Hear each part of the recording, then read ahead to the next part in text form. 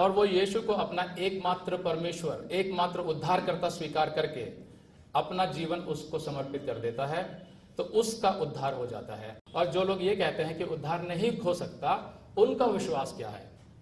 हम लोग आत्मा के अधीन रहकर भी आज्ञाओं का पालन कर सकते हैं। हम इसलिए प्रेम करते हैं कि पहले परमेश्वर ने हमसे प्रेम किया, नहीं तो हम प्रेम नहीं कर सकते थे, ना हम प्रेम को समझ सकते थे। लेकिन कोई ये समझाता नहीं है उस विश्वास का मतलब क्या है, किस पर विश्वास करना है, उसकी गहराई क्या है। सिर्फ ये बोल देना कि विश्वास करना, मैं आपको बताता हूं, मेरा तजुर्बा, मेरा एक्सपीरियंस ये कहता है, इस देश में 90% लोग, उनसे आप पूछोगे कि आप यीशु मसीह पर विश्वास करते हैं, वो कहते हैं हम करते हैं। क्या उनका उद्धार हो गया? नहीं। तो फिर विश्वास का मतलब क्या है, वो हमें समझाना पड़ेगा। तो जब हम इस सीमा रेखा, जो मृत्यु और जीवन, अनंत जीवन, इटर्नल लाइफ के बीच की एक लाइन होती है, जिसको जब हम पार कर लेते हैं और हमें पवित्र आत्मा मिल जाता है, वहां कुछ करना होता है। करने का मतलब ये नहीं है कि कुछ काम करना है, लेकिन हमारी तरफ से जो विश्वास होता है उसमें एक समर्पण भी शामिल होता है। हम लोग ये नहीं कह रहे कि ओके मैंने विश्वास किया और मैं चला अपने रास्ते, ऐसा नहीं है। उसमें विश्वास नहीं होता। विश्वास तब होता है जब हम कहते हैं कि मुझे पता चल गया कि मैं अपना जीवन नहीं संभाल सकता, इसलिए मैं आपको अपना जीवन समर्पण कर रहा हूं। हम नहीं जान सकते कि यहां बैठे हुए कितने लोगों का उद्धार हो गया है, वो तो उस मनुष्य के बीच में और परमेश्वर के बीच में है। तो हमारे अंदर जो पवित्र आत्मा होता है, उसके जो कार्य हमें दिखाई देते हैं एक दूसरे के जीवन में, उससे हमें थोड़ा सा आभास होता है कि इस व्यक्ति का उद्धार हो गया है शायद। तो अगर हमारे अंदर वो समर्पण की भावना ही नहीं आई, तो विश्वास का कोई अर्थ ही नहीं रह जाता।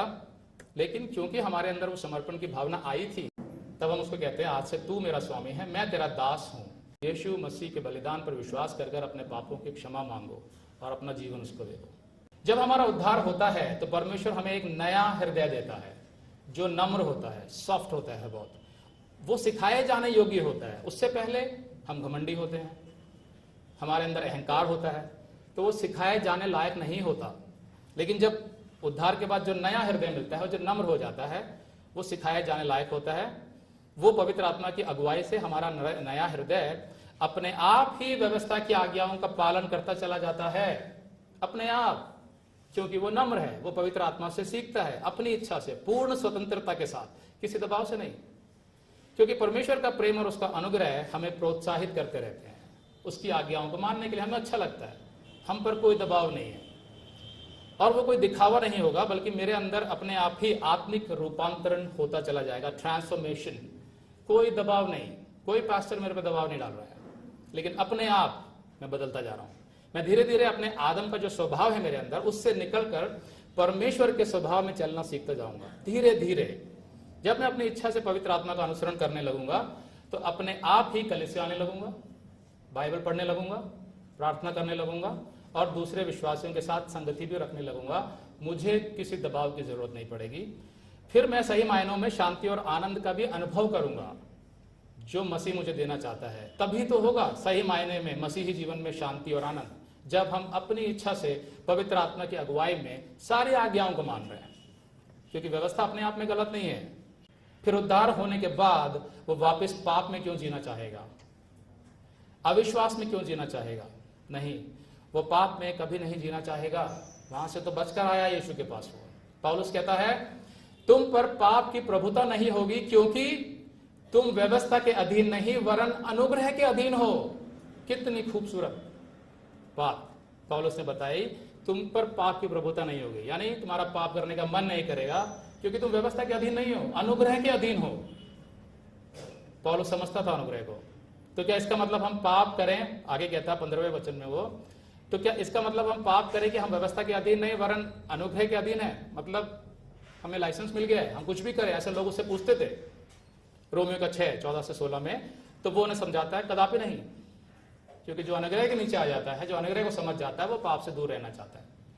हम पाप करना ही नहीं चाहेंगे, क्योंकि हमारे मन में यीशु के लिए कृतज्ञता आ जाती है, ग्रेटफुलनेस, जिसने बिना किसी शर्त के अपने लहू से हमारा उद्धार कर दिया। हम तो उसे अपने स्वामी की आज्ञाओं का पालन करके अपनी कृतज्ञता प्रकट करना चाहेंगे। मतलब यीशु ने मेरे लिए जो किया, उसके बाद मैं पाप में कैसे जा सकता हूं? अगर मैंने सच्चे मन से विश्वास किया, मुझसे गलती हो सकती है, लेकिन मेरा मन तो कृतज्ञ रहेगा हमेशा अगर मैंने सच में उसको स्वीकार किया है। तो उद्धार के समय हमें पवित्र आत्मा के रूप में परमेश्वर प्रवेश कर जाता है और हमारा मन परमेश्वर की बातों में और उसके कार्यों में लगने लगता है। उससे पहले हम सांसारिक बातों में जी रहे थे, हमारे अंदर पवित्र आत्मा नहीं था। पवित्र आत्मा हमें अच्छे और बुरे का बोध कराता है और हमारा जीवन मसीह में संवरने लगता है। लेकिन ऐसा भी हो सकता है कि कोई महीनों से या सालों से कलीसिया आ रहा हो, फिर भी वो पाप में या अविश्वास में जी रहा हो, तो कलीसिया को लगता है कि इस पर व्यवस्था का बोझ लाद कर आज्ञाओं की बेड़ियों में से जकड़ लो और यह पाप से दूर हो जाएगा। पर यहां असली समस्या उसके पाप की नहीं है। हो सकता है कि उसका उद्धार ही ना हुआ हो, उसने अपने पापों की क्षमा ही ना मांगी हो, सिर्फ कलीसिया आता हो, यीशु को अपना उद्धार करता ही स्वीकार ना किया हो, इसलिए पाप पे रहता हो। यह जान लेना काफी नहीं है कि उद्धार खो नहीं सकता, इतना काफी नहीं है जान लेना, बल्कि यह जांचना भी जरूरी है कि क्या हमारा वास्तव में उद्धार हुआ भी है कि नहीं। दूसरे कुरिन्थियों का 5:17 कहता है, यदि कोई मसीह में है तो वो नई सृष्टि है और उसमें पवित्र आत्मा कार्य करने लगता है। वो निरंतर पाप नहीं करता। उसका एक व्याकरण है, जब उसने यूनानी भाषा को वहां यूज किया था, जो कोई मसीह में बना हुआ है वह निरंतर पाप नहीं करता, और जो निरंतर पाप में जी रहा है उसने ना तो मसीह को देखा है और ना ही उसको जाना है। मतलब यह है कि उसका उद्धार ही नहीं हुआ, भले ही ऊपर से देखने में वो मसीह ही लगता है। तो हम पाप में जा सकते हैं, गलती हो सकती है हमसे, लेकिन निरंतर पाप में रहेंगे नहीं। क्यों? क्योंकि हमारे अंदर पवित्र आत्मा है। पौलुस कहता है गलातियों के 5:13 में, हे भाइयों, तुम स्वतंत्र होने के लिए बुलाए गए हो, परंतु ऐसा ना हो कि यह स्वतंत्रता शारीरिक कामों के लिए अवसर बने। मतलब उसको एक लाइसेंस मत समझो जो स्वतंत्रता मिल गया है पाप में रहने के लिए। तो बार बार बाइबल क्या सिखाती है कि उद्धार पाप में जीने का लाइसेंस नहीं होता।